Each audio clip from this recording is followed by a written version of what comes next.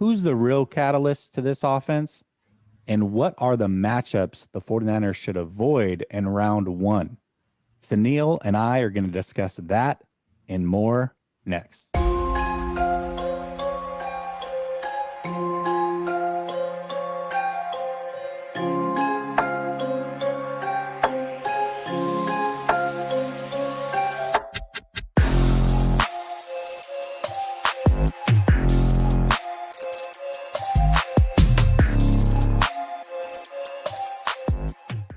All right, welcome back to Last Second Sports, where we are giving you our take down to the last second.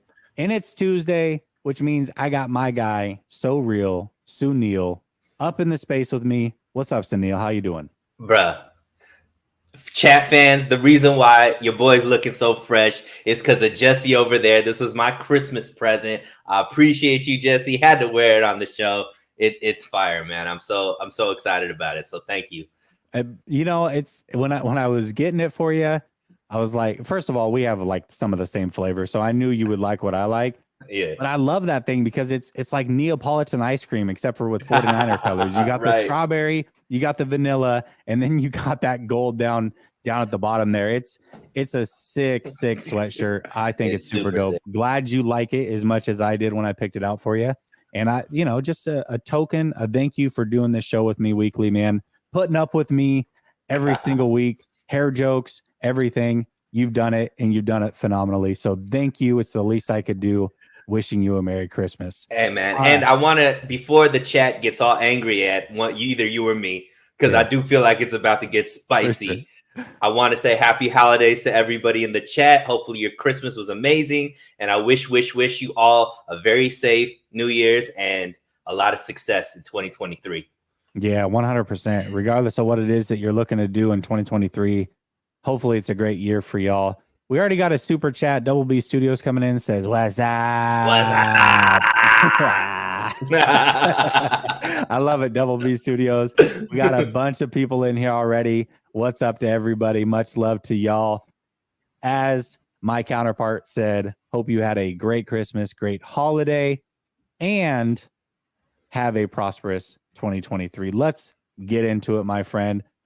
Of course, everybody wants to talk about one Brock frickin' Purdy. So I'll ask you, because we haven't talked really at all since the game. Washington game comes up, tough defense. Maybe not the most complete team, but a tough defense to say the least. And Brock Purdy played pretty dang well. So is there anything in this game that you took away from Washington as to what we learned about Brock Purdy? The kid's resilient. And Jessie, one thing that I've been harping for the last however many years, maybe like the last 2 years, is first half scoring. And 49ers only put up 7 points in the first half. And they had only done that 2 other times in this season. And both times they lost. So this was the first time that the 49ers put up only 7 points, and they actually ended up winning the game. And to me, that shows that, this team can stay focused. And it wasn't necessarily because the defense was playing stellar, right? They made some big plays. Obviously, they did that goal line stand, and they stopped Washington on a couple questionable fourth down plays. I don't know what Ron Rivera was over there doing, thinking that he could just punch it in against the 49ers. But there was that unfortunate play from Jennings that turned into an interception, and Purdy brushed it off in the second half. He did what he needed to do, and the team ended up scoring 37 points. So for me, that's a big like thing to be excited about. And this wasn't against like a no-name defense. This defensive line is very good, and you can see it by the way they were able to stifle the run, but they were still able to put up points. So to me, what I learned about Brock Purdy is the mentality is everything everybody's been saying about him. He stays even keel, and he's able to execute even if things aren't going well for him, at times in the game. So I like that. Yeah, I couldn't agree more. I mean, I think the word that you used was resiliency. 100%. Hit the nail on the head, because that first half wasn't great. They definitely did everything they could to make his life pretty tough. And the second half, Kyle Shanahan had full trust in him to come out and start ripping the ball all over the yard. And he did all those things. Brock Purdy is playing really good football. And out of the games they've played so far, I think Washington, I don't know if Washington's the best team out of all the games they've played, although you could make the argument because, shoot, Miami might not make the playoffs. Tampa Bay might not make the playoffs. Washington may not. Seattle may, you know what I mean? Like they're all kind of in line with each other. They're all right there.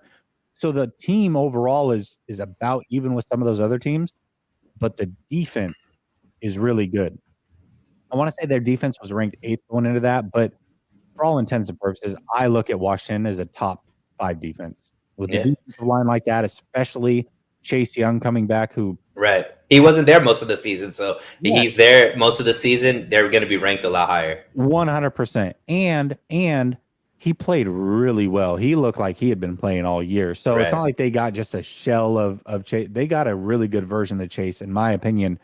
So for him to do that, play not the best in the first half and then come out in the second half and do what he did, I think resiliency is the perfect word for it. And he really is capturing the imagination of this fan base.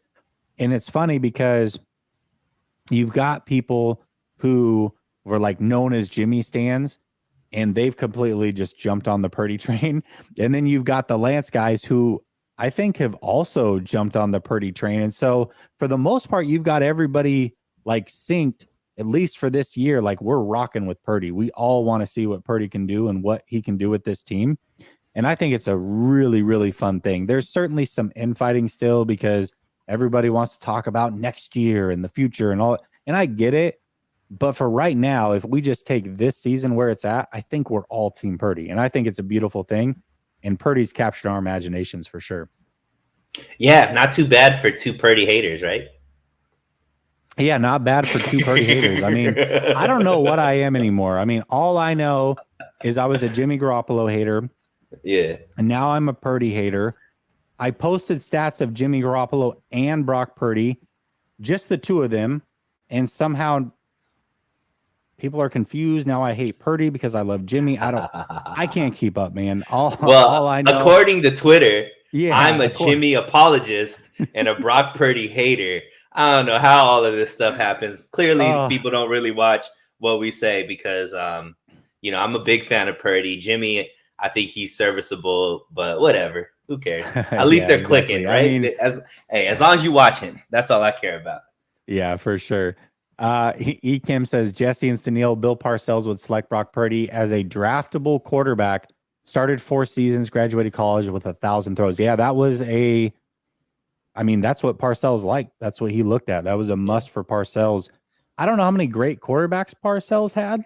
I'd have to go back through, who he drafted and all that. But I mean, he's got rings. You can't argue with rings. He's one of the best coaches, of all time. He's a hell of a coach. So yeah. And Brock Purdy was drafted.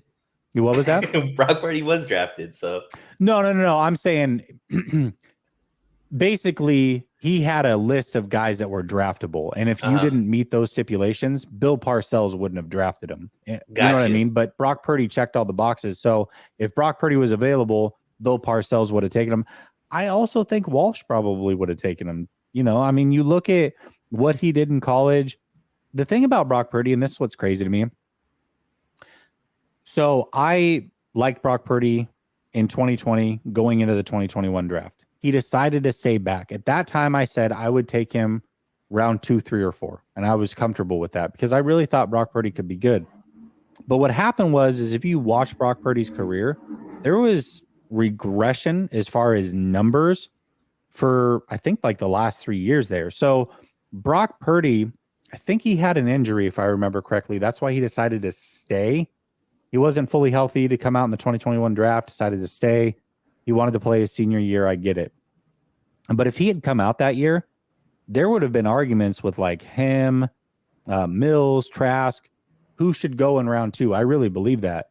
And Brock Purdy might have been the guy. And when we were at 12, I said, hey, you have Jimmy, draft a guy in Purdy, and maybe he can be your future.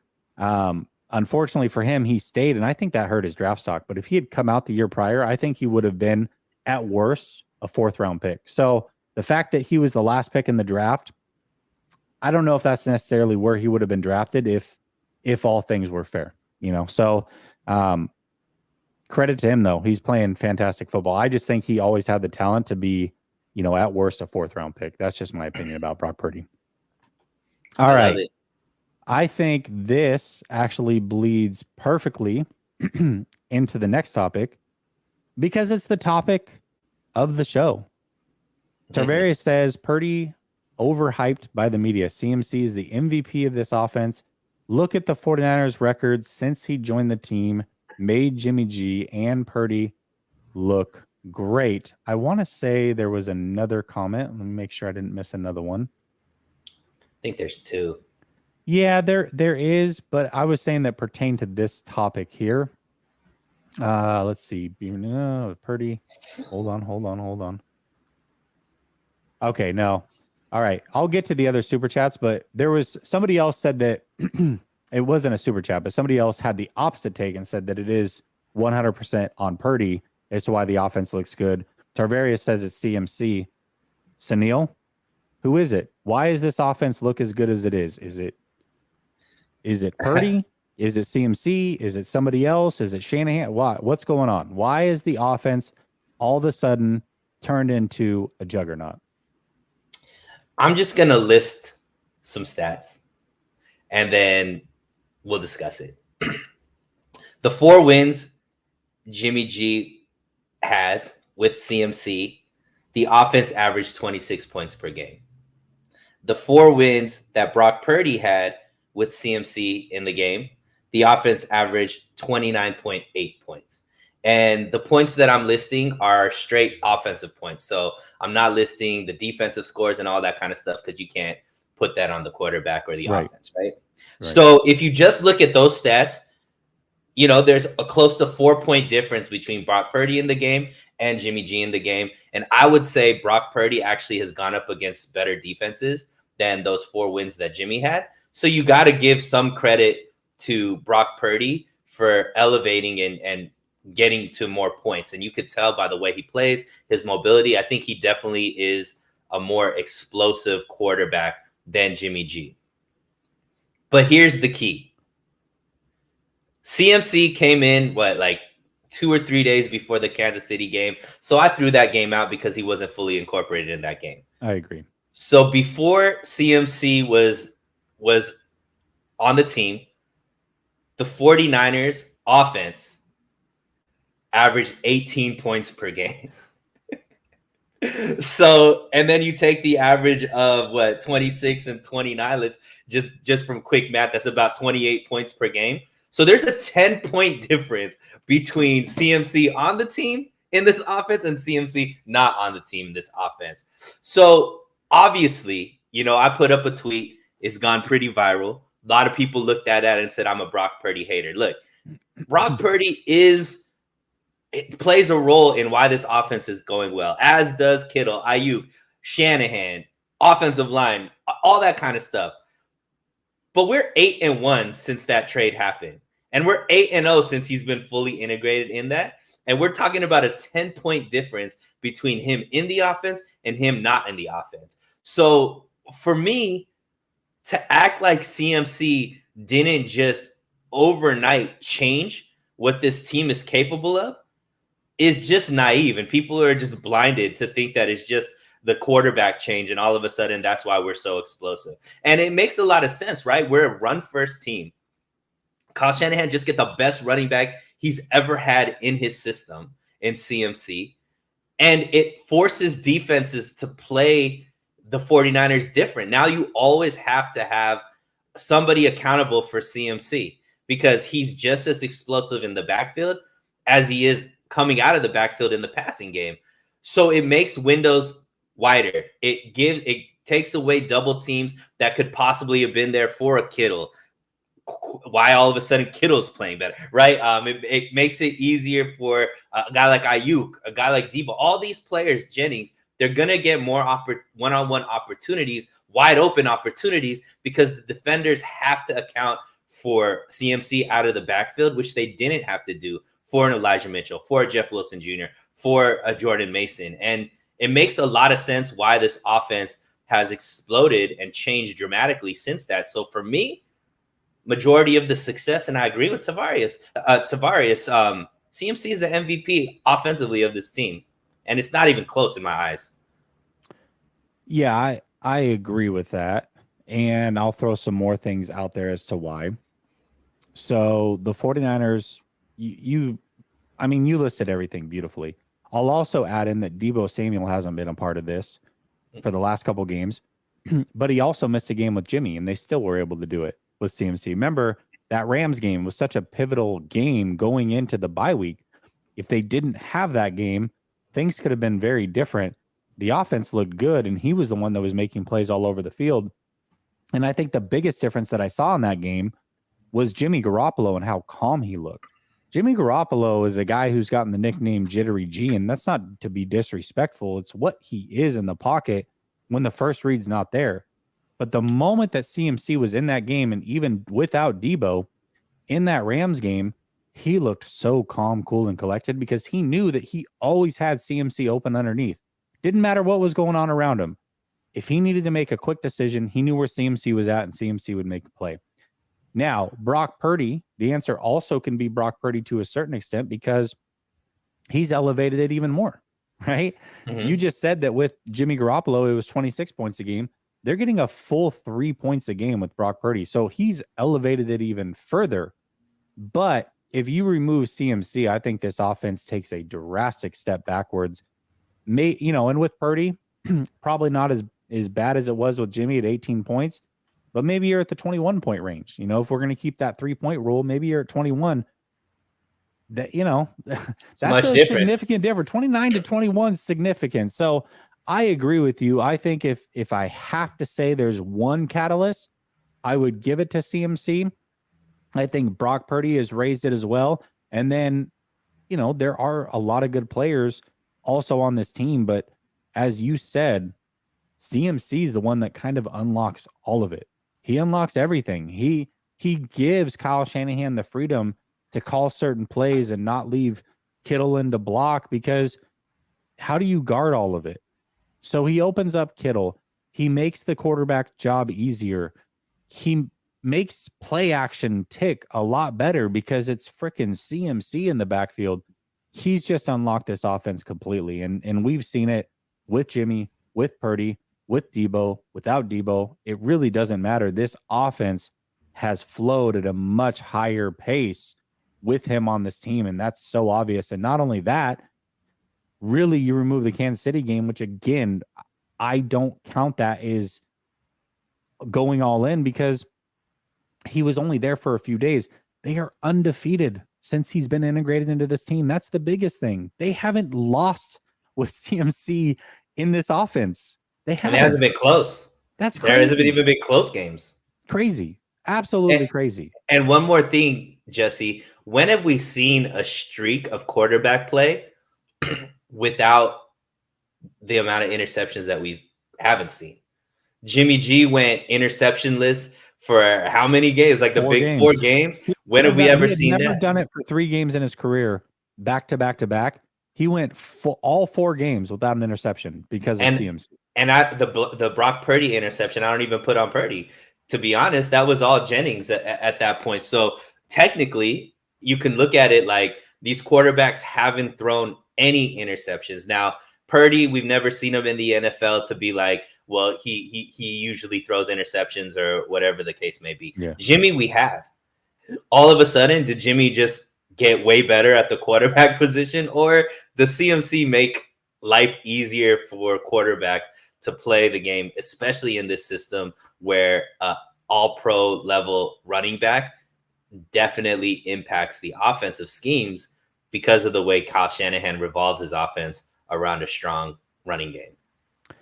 Yeah, and I made the same mistake as you a couple weeks ago, so I'm going to correct it because I'm pretty sure he did throw one against Miami as well. So either way, there would have been. But realistically, there have been, regardless of whose fault, there's only been 2 interceptions thrown in 8 games. Mhm. That's crazy to think about that. That's so wild to me. So yeah, I mean, it's pretty clear that he means that much to this offense. It's absolutely incredible. Let me get to these super chats real quick. Dabuda says, oh, I like this one. Suneil, be real. What's your comp for Brock Purdy? Do you have a quarterback comp for Brock Purdy?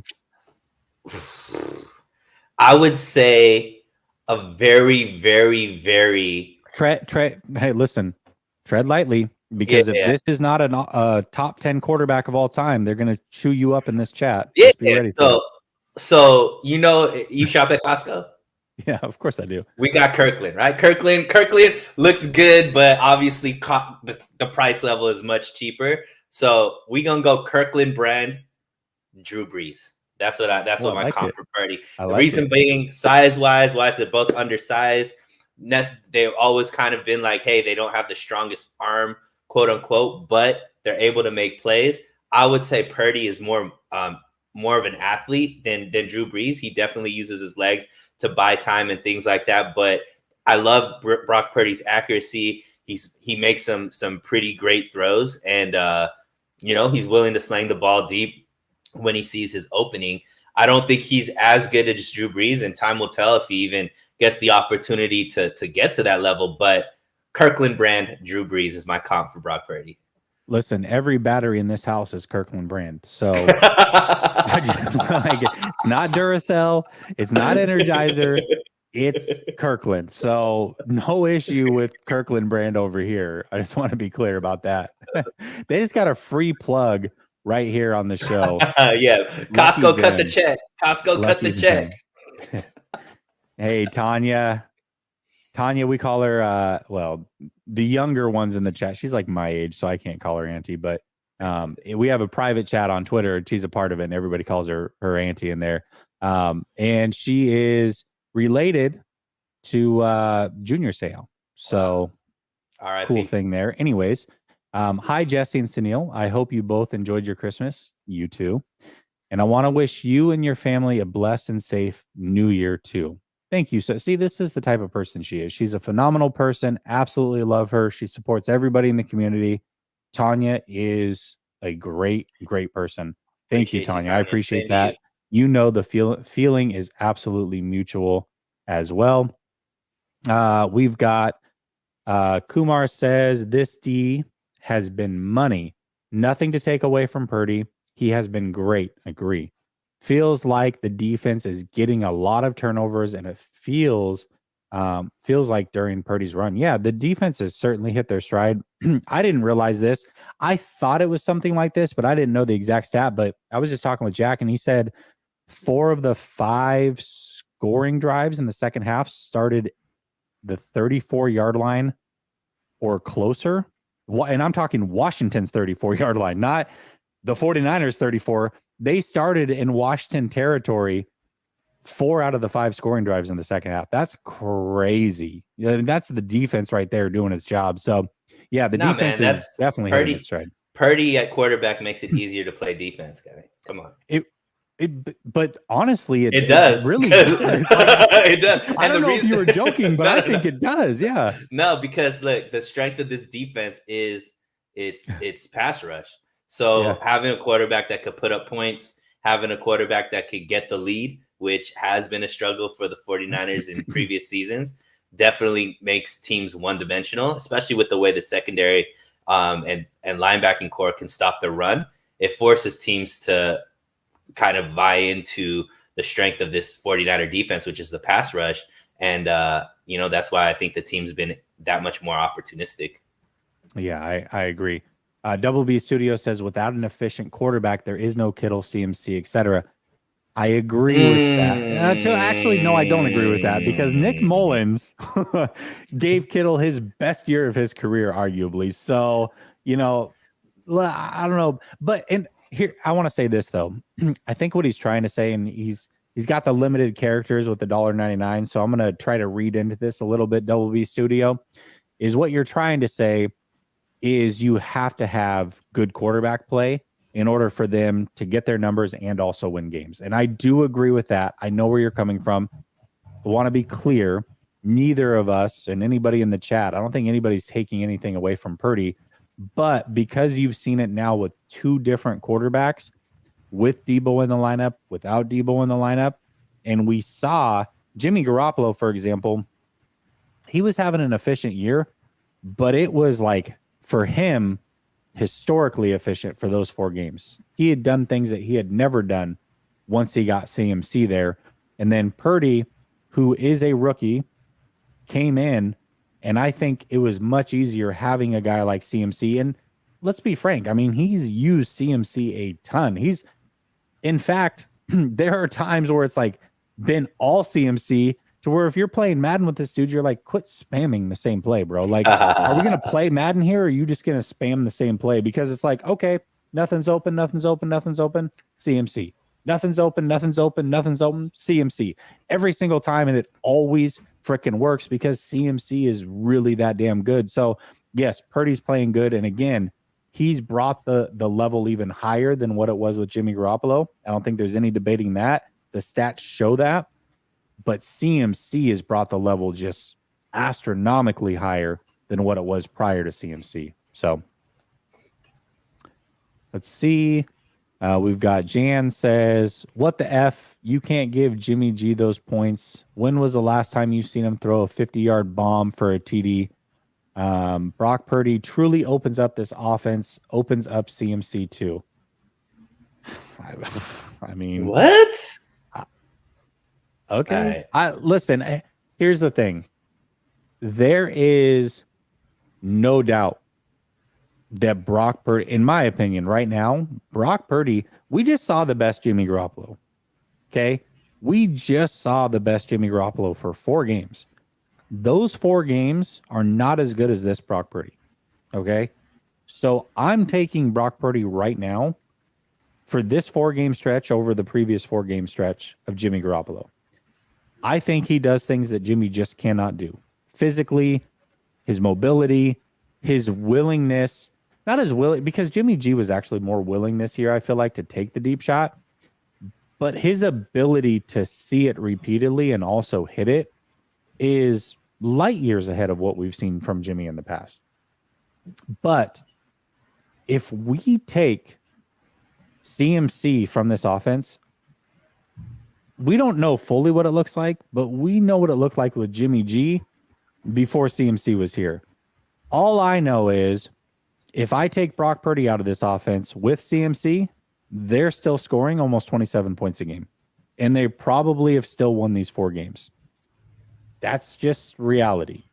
If I take CMC from this offense and put Purdy in there, maybe they win all 4 games as well. I don't know. I can't say for sure, but I know that's fair. Maybe they score enough to win those 4 games, but I feel confident saying that they don't score 26 a game if I remove CMC and just put in Purdy. I don't think that he makes as much of a difference as CMC has to this point, but that's just me. I could be wrong. I agree with you. Yeah, I don't, I think it's wild to think. I mean, look, obviously a quarterback is the most important position. So I get Purdy coming in, the team, scoring 4 more points per game, and him, making some deep passes and all that kind of stuff. And this, once again, it unfortunately, it sounds like we're trying to detract from Brock Purdy, and that's not the case. Like, we love that he's a quarterback right now and the team's playing so well. But, I call it like I see it. And I would much rather have CMC on this team and not lose CMC than any other player on the offense.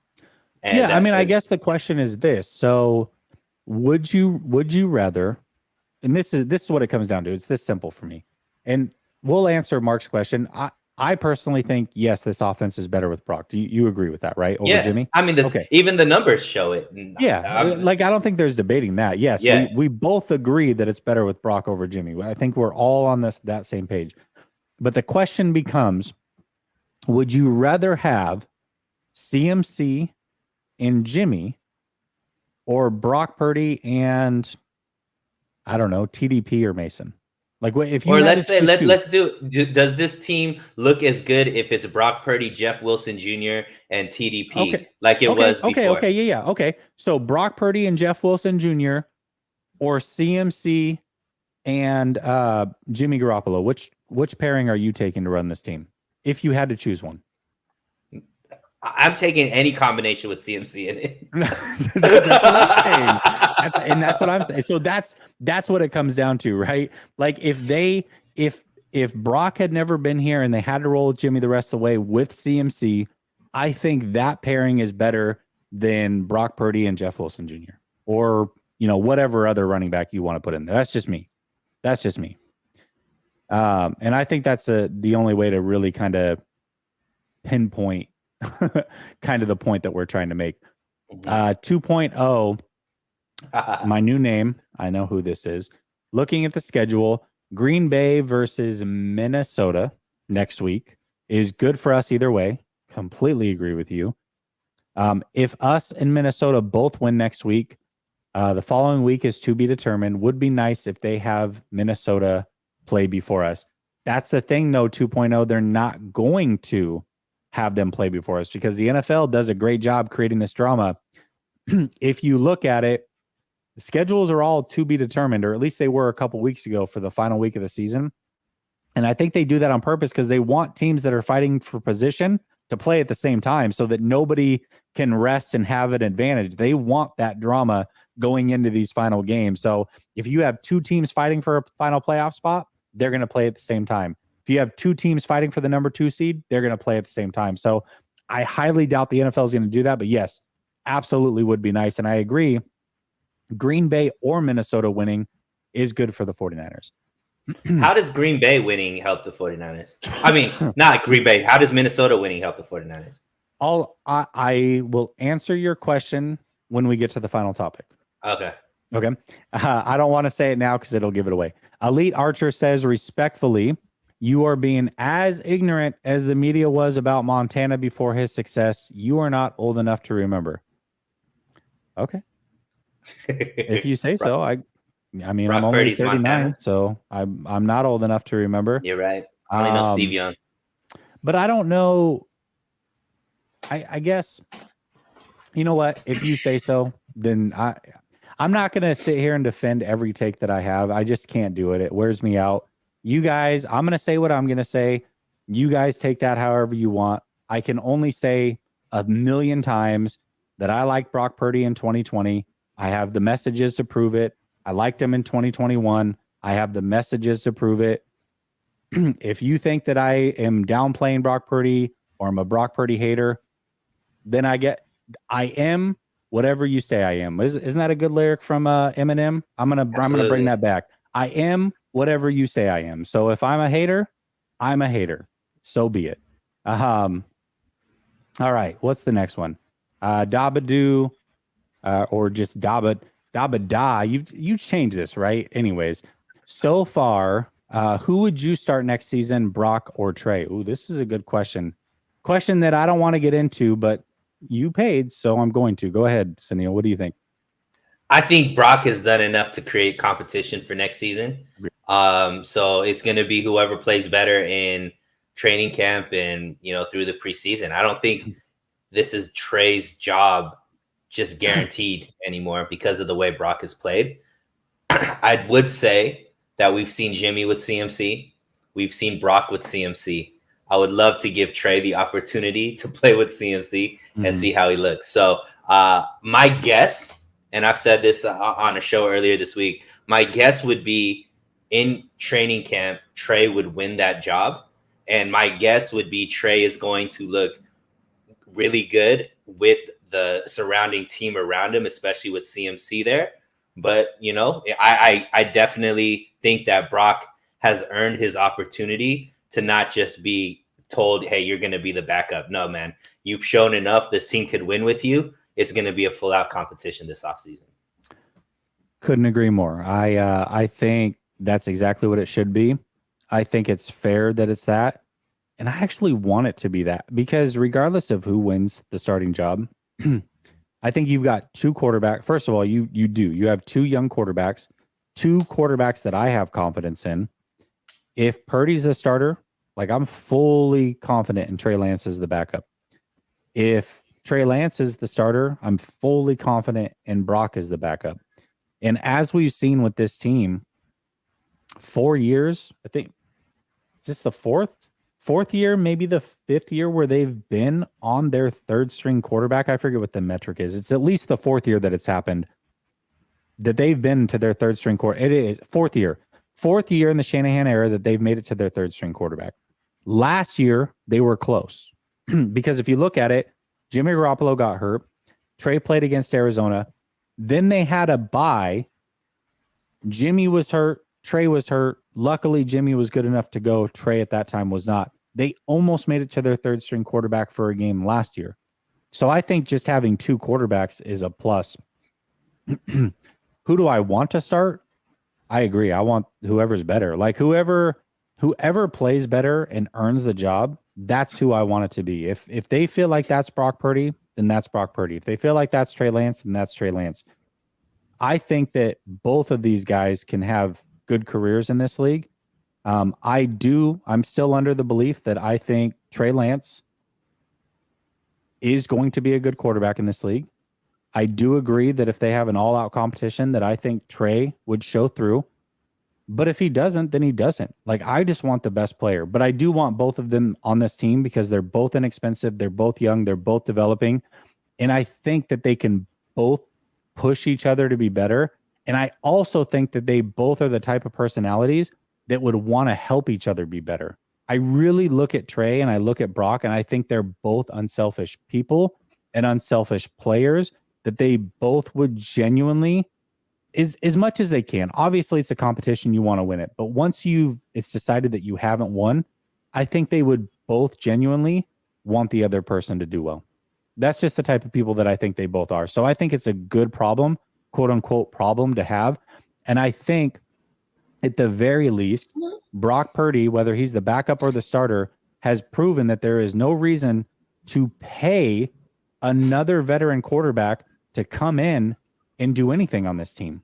Stay cheap, pay your veterans that you have on this team, and continue trying to win championships. I love the quote unquote problem that is brewing right now. I really, really love it.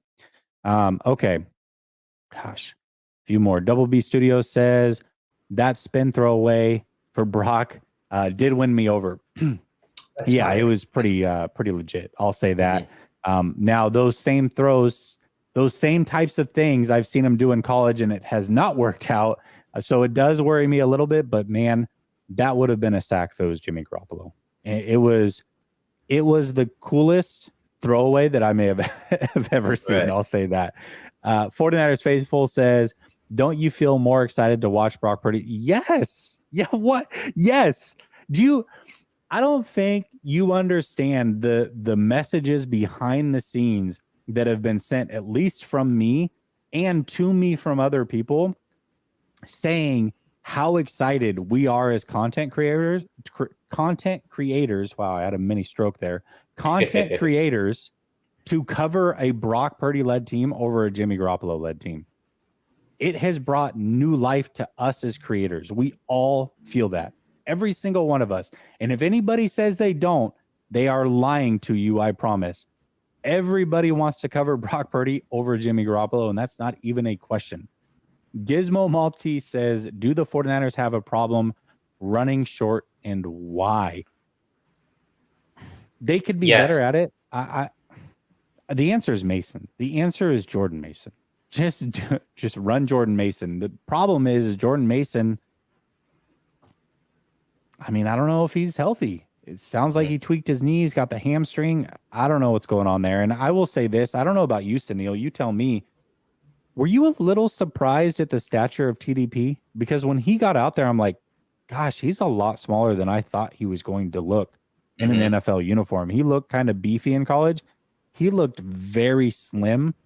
And I don't want to say like frail by any means. He's still a big guy, but he looked a lot closer to Elijah Mitchell than he looked to Mason, if that makes sense.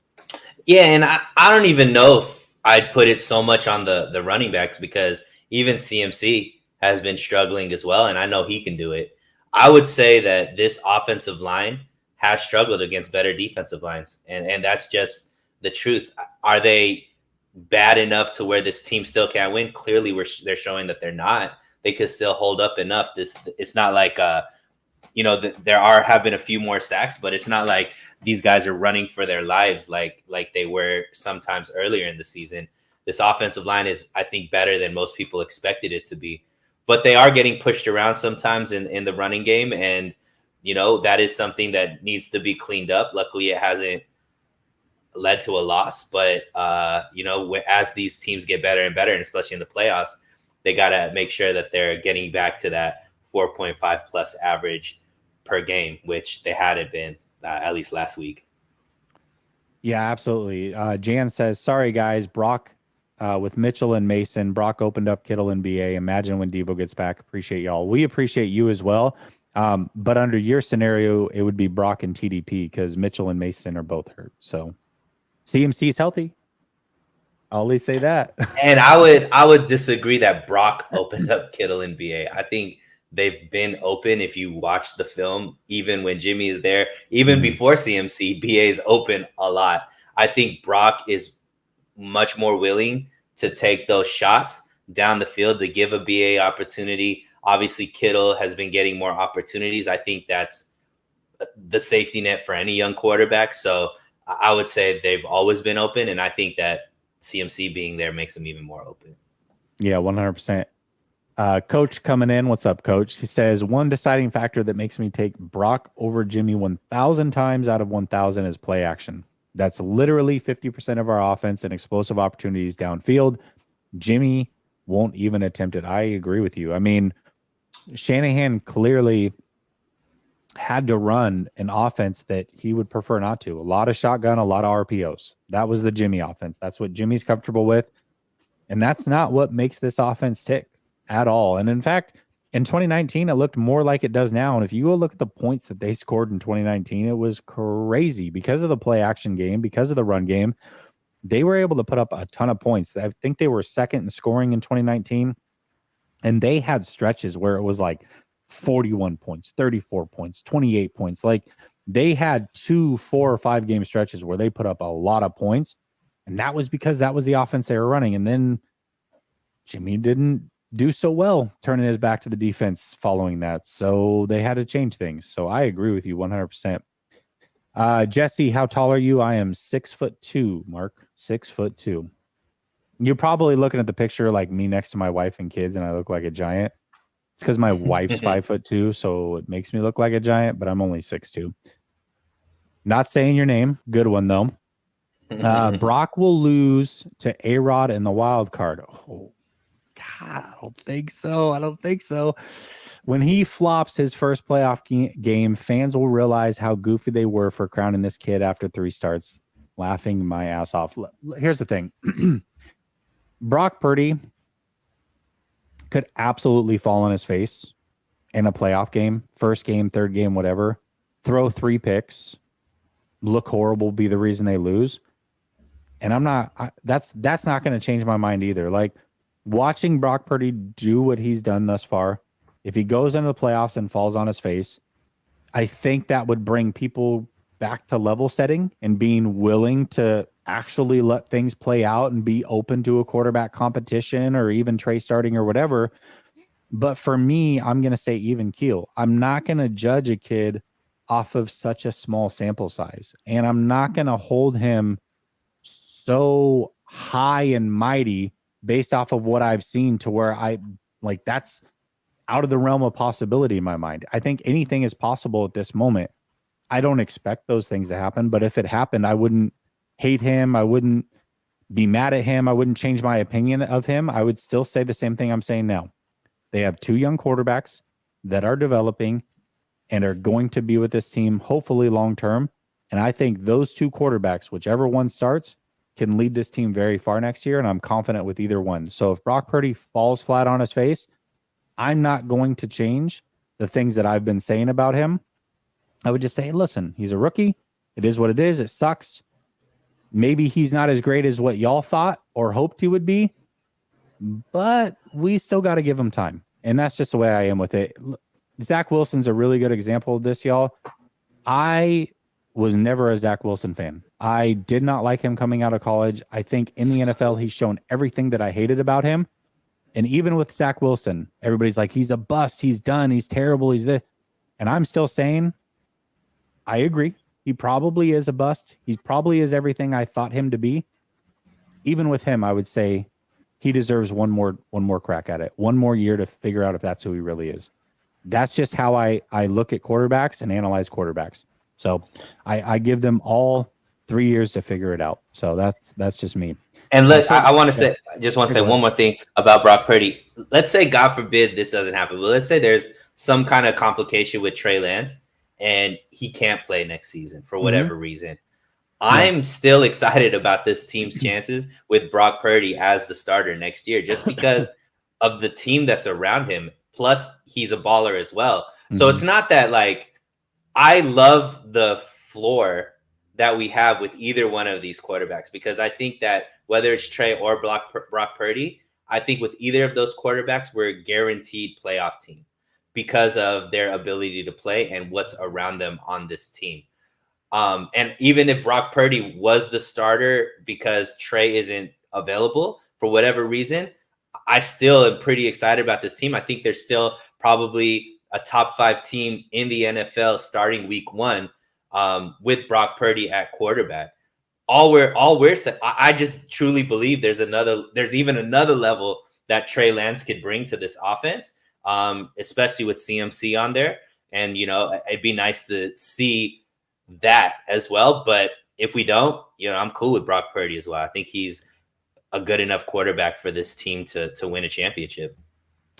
And I think that's the biggest thing, right? Is like, when I look at it, we think that's the case with Trey. Obviously, I think that's the case with Trey, but I don't know for sure. Again, that's why I welcome a quarterback competition, because the coaching staff will figure that out. Both those guys will have an equal opportunity to go win the job, and whoever they ride with is the better player at that time. And there's nothing that anybody can do to argue with that.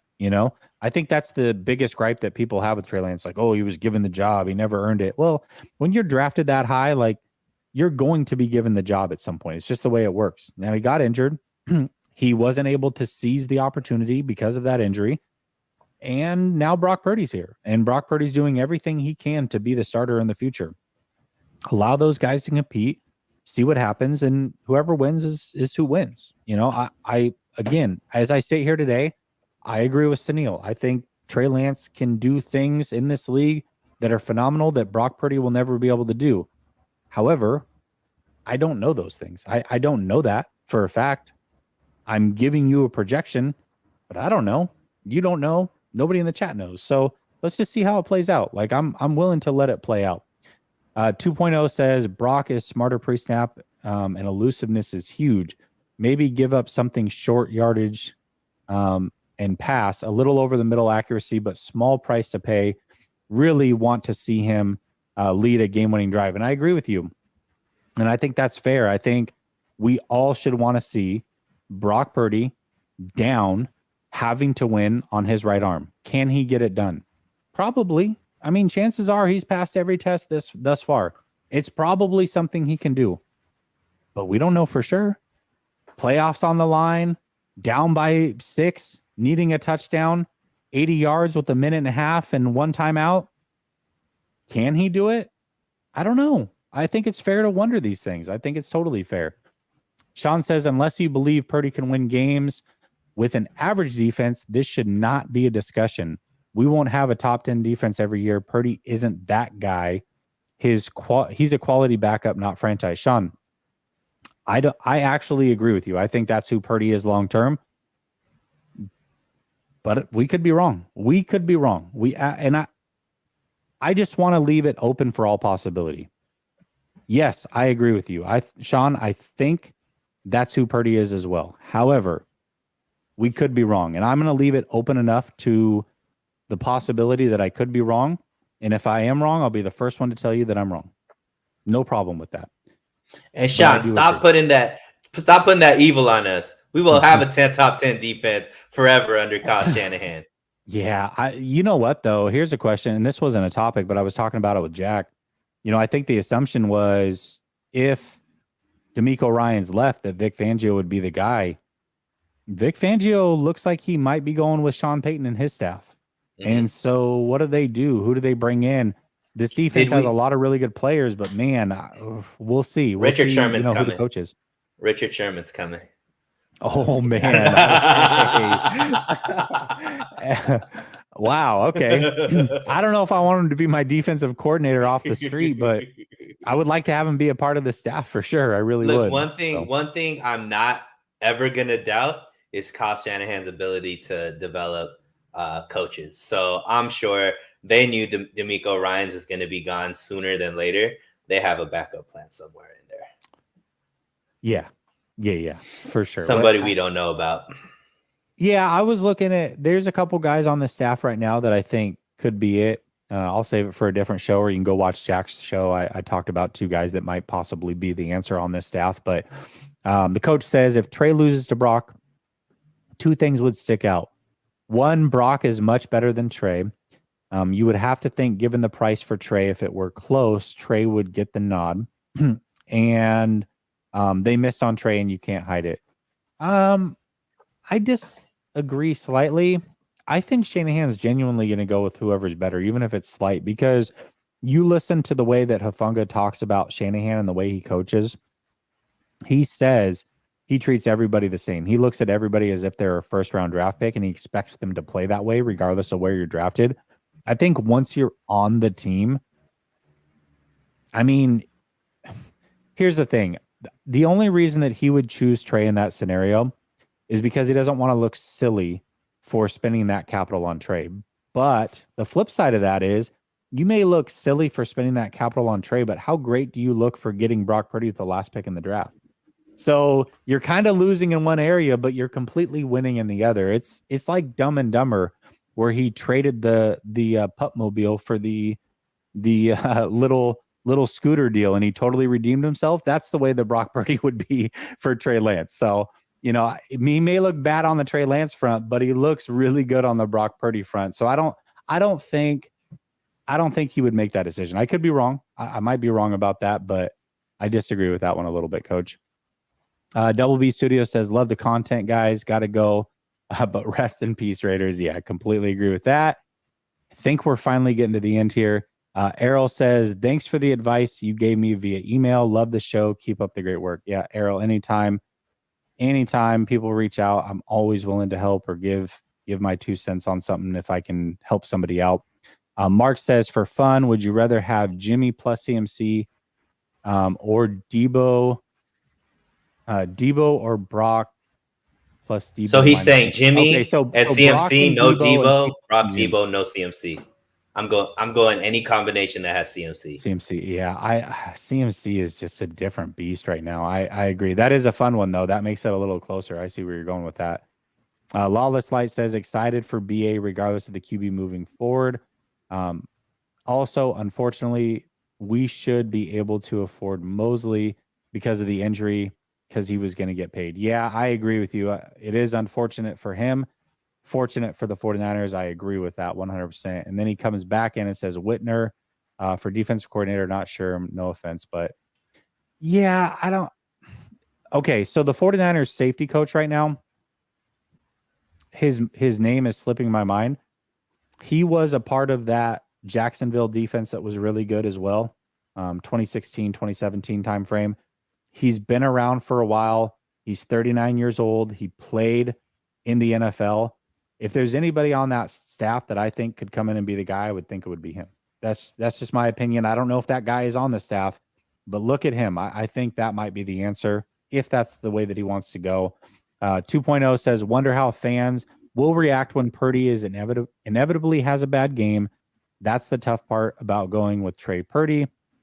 Will the fan base truly support the starter through the good and the bad with the other on the bench? Yeah, I mean, the most popular guy on a team is always the backup quarterback. I think we've learned that through every step of this process.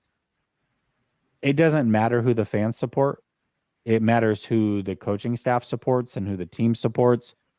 I think fan bases can be ugly. I think fan bases can be emotional, and that's just the nature of the beast. it is what it is. And I think either guy, with whether they're the starter with the other one as a backup, has a lot of pressure to perform. I will say that. And whether it's fair or unfair, that's just the reality of the situation, because there's a very good player sitting right behind them. So, and you want it that way. absolutely. They should already have pressure just from being the starting quarterback for the 49ers that won a Super Bowl every single year. So the fact that there's other available pressures there, I think only benefits both quarterbacks. For sure. All right, let's rapid fire through these last couple topics here. All right.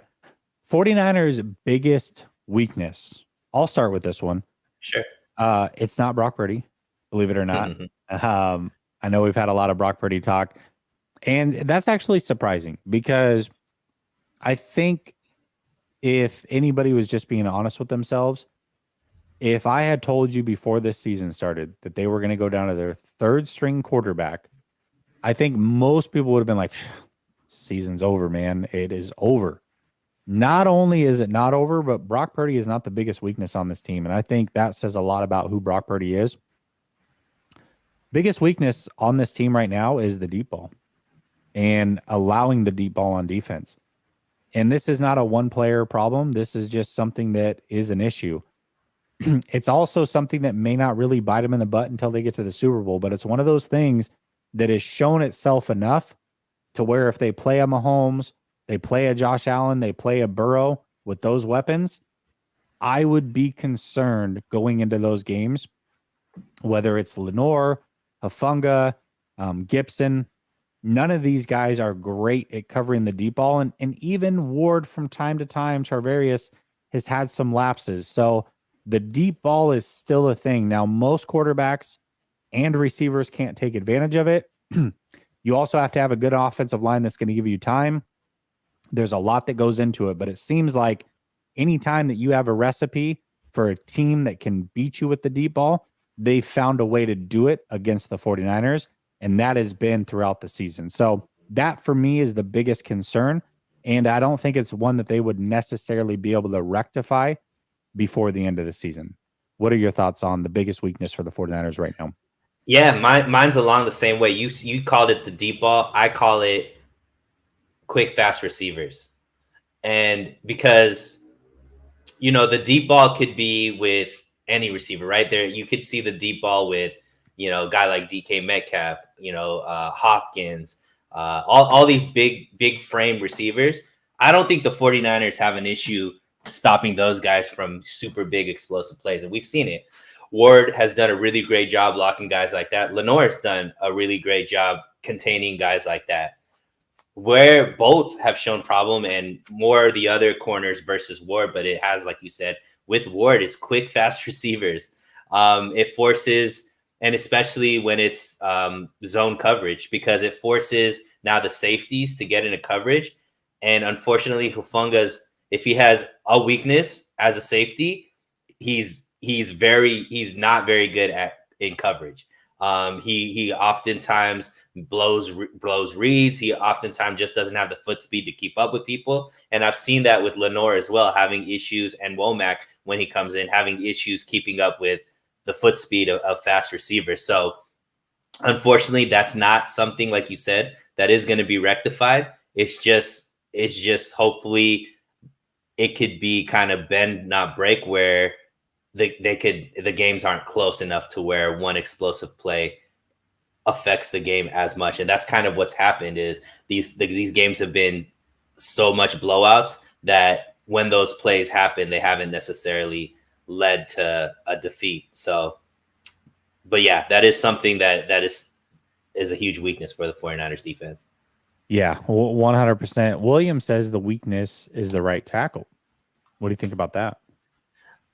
I mean, McGlinchey is the easiest scapegoat, I guess, for the offensive line. I think he's been playing fine. Actually, I think that if the right side is the weaker side of the offensive line, I think Banks has been playing really, really well. Obviously, Trent Williams is Trent Williams, but that right guard position, Burford has been kind of up and down more than, McGlinchey definitely, when he's bad, unfortunately, it shows up on screen and that's why it's easy to kind of pick on McGlinchey, but I think he's fine. I think he's been playing decent. In fact, some of the buzz around McGlinchey is has he built up his stock to a point where he's going to be overpriced for the 49ers to bring back. So to me, I think McGlinchey's fine. But yeah, I would say more the right guard if we're going to pick right guard, center more than any other position on the offensive line. Yeah, I mean, I could see either way. McGlinchey's a tough one because he's always going to be compared to that number 9 overall pick. And there were so many other players they could have had. I get that. But he's not horrible by any means. I think personally I would look to try to upgrade if they can this offseason before I'm paying him. That's just me personally. But I don't think he's horrible. He's certainly starting level. And I don't think he's bottom 5 or 10, probably even at that position. I think he does some things pretty damn well. But when you have penalties that end drives, or you have a major whiff, or you're not picking up your quarterback after a sack and everybody's watching it, it's like everybody's waiting for that one thing from him every week to go, this freaking loser, man. Right. God, get him off the team. You know what I mean? So I think everybody's just waiting for that moment. And then when it happens, it's like, I knew this guy was a bum, So for me, play in and play out, he's probably not as bad as what people want to make him out to be, but I'm certainly looking to upgrade in the offseason. So I would agree. Or get not cheaper. The worst on the team. Or something like Aaron Banks, right? Aaron Banks probably isn't Laken Tomlinson now, but he's serviceable enough to where you don't miss him. You know what I mean? And so, like, if they could find a similar type player where maybe not as good as McGlinchey, like at McGlinchey's peak, but, to a point where you don't miss. Like, we didn't miss McGlinchey that much when Tom Compton was there. If Tom Compton was the right tackle right now, I think we'd be in the same position. You know what I mean? So yeah, I think there's guys out there that the 49ers can isolate and get either in free agency or through the draft. Yeah, and William, for sure. The penalties, especially the ones that killed the drive, that, those are the worst, absolute worst. And when you look at it, I think he's on pace to have his most penalties he's ever had in a season. He's on pace to give up the most sacks he's given up in a season. But he's also on pace to have far less pressures than what he normally gives up. So, some things aren't the best, but then in other areas, it's like, okay, overall, he's doing probably even slightly better in pass protection than what he normally is. So I don't know. It's tough to say with him. Like I said, I probably don't want him on the team next year, but I think there are worse players on this team, or bigger issues on this team, rather. All right, let's wrap it up. This right here, Suneil, is why I said it's big whether Minnesota or Green Bay wins. Because in my opinion, if the 49ers end up the number 2 seed and have to play Green Bay, out of all the teams they could possibly play, they would be last on my list. I would rather play any of those other teams. And the reason I say that is, obviously, Aaron Rodgers, out of all the quarterbacks that are on those other teams, is the best option. Those rookie receivers, once they get to the playoffs, they're no longer rookies. They have a full season under their belt. Both those kids are actually pretty damn good. They are also the most complete team. They can run, they can pass, and they have a pretty good defense. They have elite players at all 3 levels of that defense. Do I think the 49ers win any of these games? 100% I do. But believe it or not, I think the Packers, even though they've owned them traditionally, are the only team that I would give any shot, even if it's a small percentage of a shot, of beating the 49ers in round 1. So for me, whether the Packers beat Minnesota or Minnesota beats the Packers, either way, I think that bodes well for the 49ers. What are your thoughts on the teams that they could possibly play? What is your preference on these teams? Whether you want to give it an order or just give your top couple, who would you like to see in the playoffs if you're the 49ers? Honestly, Jesse, I don't care. I want that number 2 seed. And this is the reason why. The number 2 seed, I think, is going to be more precious than in previous years because of the way that it's panning out. So the Eagles, to me, are the toughest out for the 49ers. I think I've mentioned, I think the Super Bowl winner is going to be either the 49ers or the Eagles. But the way that it's playing out in the second round, the Eagles are going to have to play the Cowboys. Mm-hmm. And that's a division rivalry. They're 1-1 already. Neither have played the other team at full strength. They both beaten backup quarterbacks. So it's going to be kind of like a very, very tough kind of back and forth. Those two teams hate each other type of game where the Eagles could easily be out. Right. And if the Eagles go out because they're playing Dallas, which is, I think, is the only other team than the 49ers that could beat the Eagles, the 49ers have home field all throughout the playoffs.